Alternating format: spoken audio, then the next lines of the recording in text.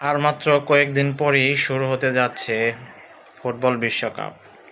এটা নিয়ে অনেকের মধ্যে জল্পনা কল্পনা শুরু হয়ে গেছে এবং এই ফুটবল বিশ্বকাপে কে সেরা প্লেয়ার হতে পারে, কে সবচেয়ে ভালো খেলতে পারে, Lionel Messi, Neymar junior, Ronaldo, কোন প্লেয়ারকে আপনি বেশি যোগ্য মনে করেন এবং কোন প্লেয়ার সবচেয়ে ভালো খেলবে এরকম মনে করতে পারেন, আপনি কমেন্ট বক্সে লিখে জানিয়ে দিতে পারেন। একদিকে যেমন মেসির অগণিত ভক্ত, তেমনি নেইমারের অগণিত ভক্ত, আবার তেমনি রোনালদোরও অগণিত ভক্ত। কারণ এই তিন প্লেয়ারের প্রতি কিন্তু বাংলাদেশের ফুটবল প্রেমীদের কিন্তু অনেক আবেগ রয়েছে, অনেক উচ্চাশা রয়েছে, অনেক ভালোবাসা রয়েছে।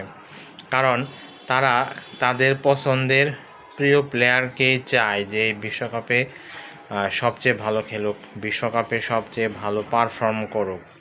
মানে আপনার মতে আপনার কে ভালো খেলতে পারে, নাকি তিনজনের বাইরে অন্য কেউ ভালো খেলবে, নতুন কোনো প্লেয়ার ভালো খেলবে?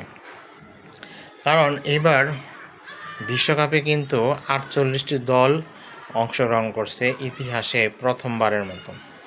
কারণ এর আগে কিন্তু কোনো বিশ্বকাপেই 48টি দল অংশগ্রহণ করেনি, সর্বোচ্চ 32টি দল অংশগ্রহণ করেছিল, যেখানে এই বিশ্বকাপে একবারেই 16টি দল বৃদ্ধি করেছে ফিফা। এটা আসলে একটা ভালো উদ্যোগ।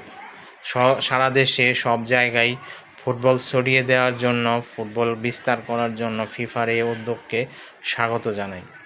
আশা করি সামনে ভবিষ্যতে আরও অনেক দল কে বিশ্বকাপে খেলার সুযোগ দেবে এবং বিশ্বকাপটা আরও অনেক জাঁকজমকপূর্ণ হয়ে যাবে।